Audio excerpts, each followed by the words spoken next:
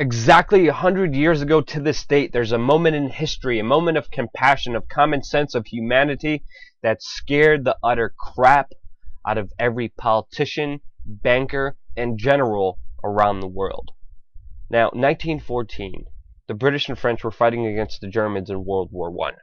Now, every government on both sides of the fighting promised the soldiers that the war would be over by Christmas and that they would be able to be with their families.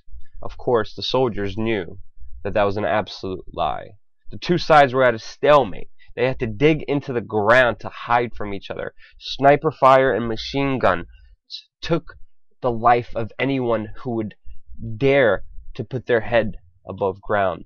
The two sides were so close to each other, they could hear everything and every conversation. The small piece of land that divided the two was filled and riddled with dead bodies, decaying and rotting, destroyed to the point where you couldn't even recognize what side they were fighting on. Now, on Christmas Day, the Germans decided to turn on their lights in their trench. The British were getting ready because they thought the Germans were advancing. They had their machine guns, they had their rifles, they had their guns and their weapons ready. But instead of hearing gunfire, they heard Christmas carols by the Germans. The British, hearing this, they started clapping. Then the British decided to sing their own Christmas carols. And then the Germans started clapping. And then one German soldier decided to share his food, share his ration, the little food that he had in that moment, in that horrible condition, and he decided to throw it over to the British side. And the British did the same. And because of that human curiosity, because of that exploration of what could be possible, there was one brave, amazing human being, Captain Charles Buffalo Bill Stockwell, on the British side, decided to come out of his trench, knowing that at any time a bullet could take his life, knowing that there were snipers trained and ready to shoot anything that moved, anything that went above ground. Imagine seeing so many of your brothers die right in front of you, and you can't even collect their bodies, and you have to be next to their rotting corpses. The people, your friends, your brothers, are all dead right in front of you. And you decide to make that choice, that one decision, because of human curiosity, because of that exploration, to just walk onto the battlefield. Now, when Captain Charles Buffalo Bill Stockwell decided to walk on that battlefield, the Germans screamed, "Don't shoot! We don't want to fight." And then Captain Buffalo Bill Stockwell decided to say, "We don't have to." And he walked onto no man's land in the middle of what was virtually hell. A German officer named Kraus decided to walk out as well, to risk his life, to meet this captain. And the two men met, and they started talking to each other. And because the soldiers in the trench saw this, they saw one man and then a second man, it turned into a third and a fourth, and then it turned into thousands of people coming out without weapons drawn at each other and to talk to each other. Now, when the two sides met, it was Christmas time, so they gave each other what they had. The Germans gave sausage and chocolate, and the British gave whiskey and jam. And they started to talk to each other, and they started to help each other. Barbers on each side decided to cut each other's hair. There was a football made, and people decided to play soccer against each other, against the British and the German side.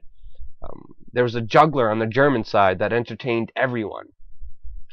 They took a moment where they took all the bodies and decided to give them a proper burial. And because some of the bodies couldn't be recognized, because some of the bodies were so destroyed and people couldn't even understand what side they were on, they decided to bury them next to each other. In that moment, that one brave human being, that individual, made people realize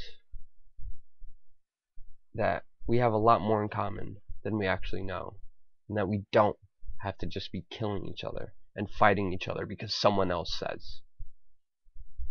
It was a moment that was widely reported on all throughout the world, but of course historians never found it important to talk about, and they never put it in the history books until there was a BBC documentary in 1981 called Peace in No Man's Land, where they took the letters of these soldiers and documented and did a full presentation of what exactly happened on that one amazing, magical day where the killing stopped. Now, of course, the top chain of command, the top generals and politicians found out about this.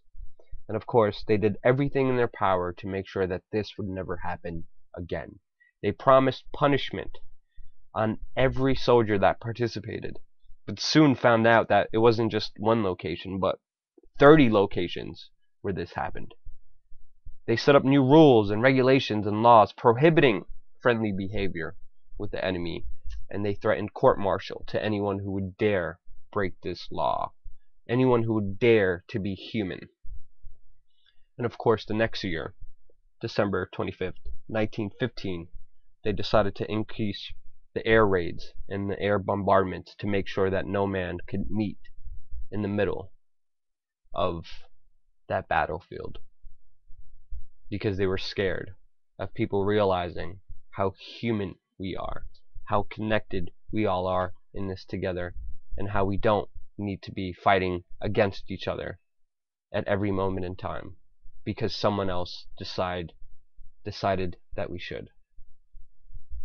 A very important lesson that we can learn from, especially in these times when we're being divided and conquered, when people are just highlighting differences, when people are just being disrespectful to any form of human life.